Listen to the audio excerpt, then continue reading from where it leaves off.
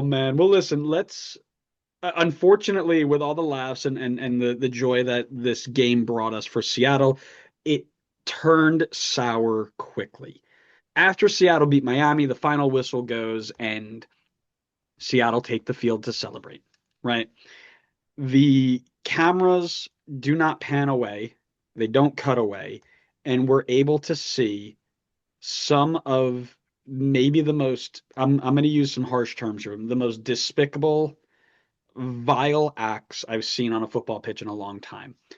And I'm going to see if I can break this down based off of everything that I was able to see. So let me scroll all the way back to the live tweeting here. There it is.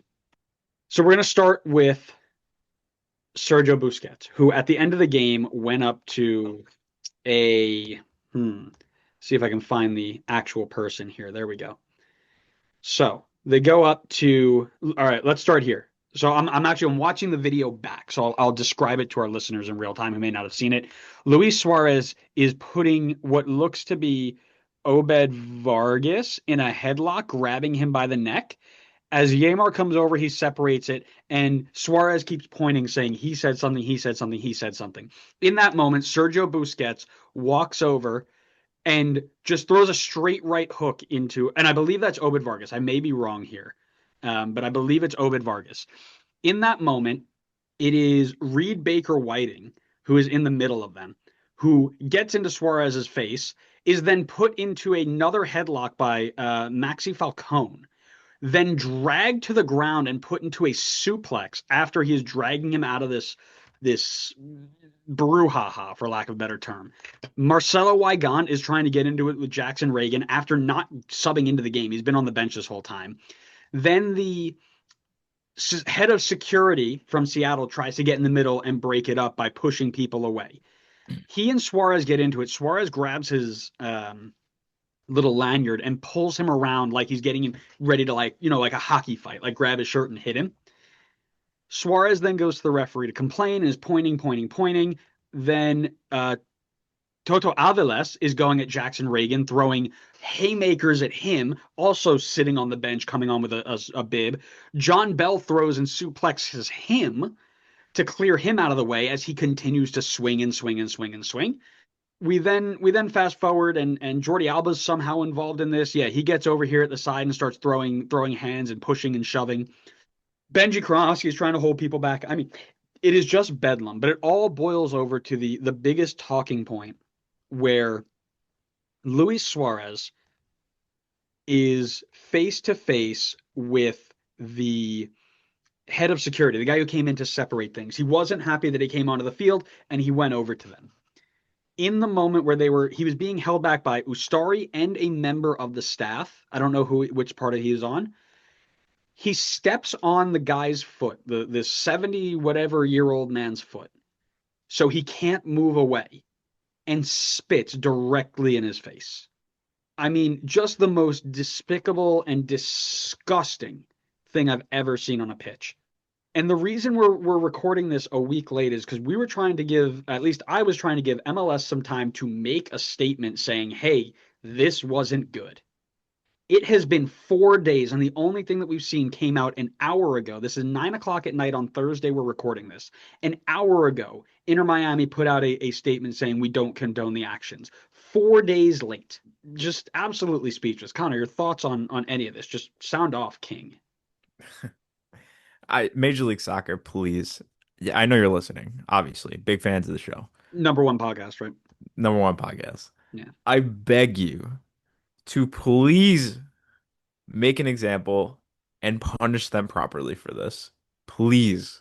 And don't give me this, oh, it's Leagues Cup, so we're gonna punish them by suspending them for Leagues Cup because odds are those suspensions are just never gonna be served. Because there's a decent chance Suarez, Busquets, whoever could be out of here by the end of the season, retired, whatever. Please punish them properly, suspend them in the league, and hit them with a good suspension. It is well deserved. Actually, I have a question for you because this totally just came up to my mind. Do you remember when Drew Yearwood slammed that ball into the stands and hit a fan? I have no Red Bull player has ever done anything wrong that has warranted any action post tense. So no, I don't. But Okay, maybe I do. Dante But Van maybe Zier I would like a word. do. Um, Crazy. Crazy pull.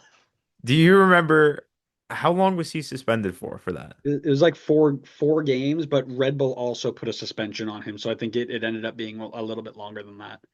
Okay, I'm not saying that it necessarily should be 4 games, but I do feel like four at the probably more than 4, to be honest with you. But if you're going to suspend him even less than the Yearwood incident, I think that's insane. I really do. I think that's completely insane. They need to, there needs to be serious suspensions. I'm sure there's going to be a couple Seattle guys that are going to get hit as well, but Miami needs to be the one heavily punished here. Like, just you can if you do not punish this properly, you are setting an example for the rest of the league to say, if you lose a game and you're frustrated, you could take it out however you want because we're just not going to punish you. And if you do punish us, then it's very clear that you're just doing whatever you can to help Miami win. And there's no defending the league at that point anymore. So Mm. I agree with you. They are long overdue on making a statement on this. However, there is only one statement that they should be making on this, and it needs to be a heavy one against Miami, in my opinion. One, first of all, 100% agree, right? There's not much I can add to that, but there are so many different ways that I've thought about this, and the issue that I've got is with MLS, and I spoke about this. You don't remember because you decided to abandon me, but I spoke about this last week where MLS's biggest problem is its perception in the world, right? People put out a narrative that they are favoriting or they're rigging games or whatever, and then they go and back it up with their actions on social media, right? The, for example, the way Miami got to Leagues Cup final. They beat Orlando with a bunch of sketchy calls.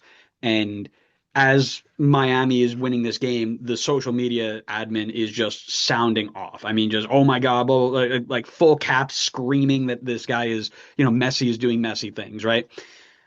Then this comes out and they still haven't said a word. It doesn't look good in the grand scheme of what MLS is doing right now when they show up and say, yeah, don't worry about it. We'll get to it. Right. In terms of suspension, this is another one. I know that they were going to do this thing where it's like, oh, you can't do much because MLS is not in control of Leagues Cup or whatever. First off, Inter Miami can do their own suspensions and punishments, and they should. If they had any gall about them, they should. Outside of that, when I've read the story when Clint Dempsey ripped up the referee's notebook. Not only did he get like a lifetime ban from US Open Cup, but he also got 6 games in the league. There is precedent for the league to take action from things that are outside of their general grasp and control.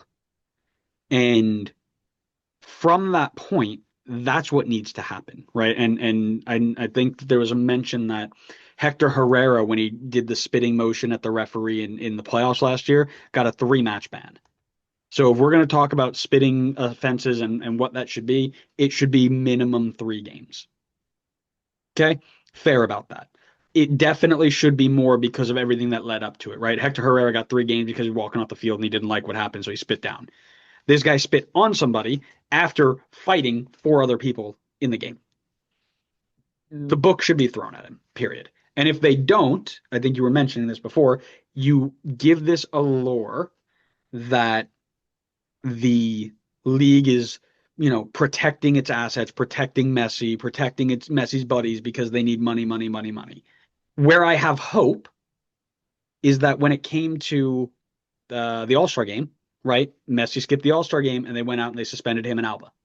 I have hope that they will be strong in this moment as well, but I'm not totally sure.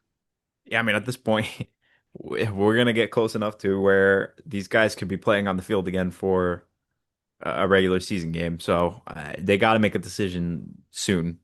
I agree with you that I think it's well overdue, but they need to do something. At the very least, like we've talked about this so many times before, they need to be more transparent. Just say something at least. If you're like, hey, we need to do a proper investigation into everything that happened, and there's some like legal steps that we need to take before we can make any decisions. Like, just at least tell people. Just keep people in the know on this. Because right now, there was already, like you said, there's already a perception that you're biased towards Miami and you're just doing what you can to help Miami. And by not saying anything after they do this, you're only fueling that fire more. Right. And again, the big thing for me is that Inter Miami has the opportunity to do this. And I'm going to read their statement they put out about an hour ago, where basically they say Inter Miami condemns the altercation that took place following the conclusion of League's Cup final. These actions don't reflect the values of our sport, and we remain committed to upholding the highest standard of sportsmanship both on and off the pitch. We're working closely with League Cup and MLS officials to ensure that the situation is addressed appropriately. We thank our fans and community for their continued support. Show us. Show us that you condemn the altercation. Show us that these don't reflect the values of your sport by doing the right thing and suspending your players from doing it. And there was this whole other side of it too, where they're like, "Oh, clearly they were antagonized because somebody came up and bragged in their face. So clearly, Seattle should get suspensions too." There's celebrating a win as a tool bag and being a little bit over the top with it, and then punching, tackling, and spitting on players. It's like celebrating win as a tool bag, and then all the way up above my ceiling is whatever the heck Miami just did. It is just I'm very very upset. One, with the fact that Inter Miami won't step up and do this, because this is Jorge Mas, who basically came in during the All-Star game and said, yeah, well, we didn't want Messi to play, so we told him not to play, and we're trying to figure out why they're going to suspend him anyway. He shouldn't be suspended because the All-Star game's a joke. Essentially saying rules don't apply to us. Even though the rules are there, it shouldn't apply to us because it's Messi.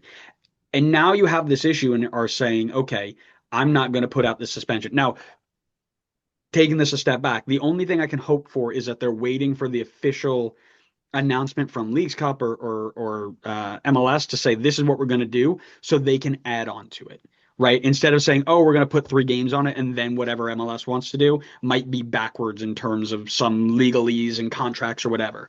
But if MLS comes out, first off, if MLS comes out and doesn't do anything extra to them, shame. And they deserve every ounce of abuse that they get for that.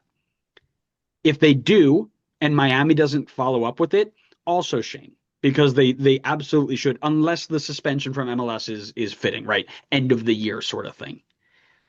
But at the end of the day, something needs to hit, and the fact that they haven't done it by 9 p.m. on the Thursday before the next week games is ridiculous. Now, this is going to come out on Monday after the week, or, excuse me, or after the weekend, I should say. There's a very good chance that come Friday afternoon, this has already been announced and sorted, and we're just not going to be able to talk about it. It's totally something that could happen.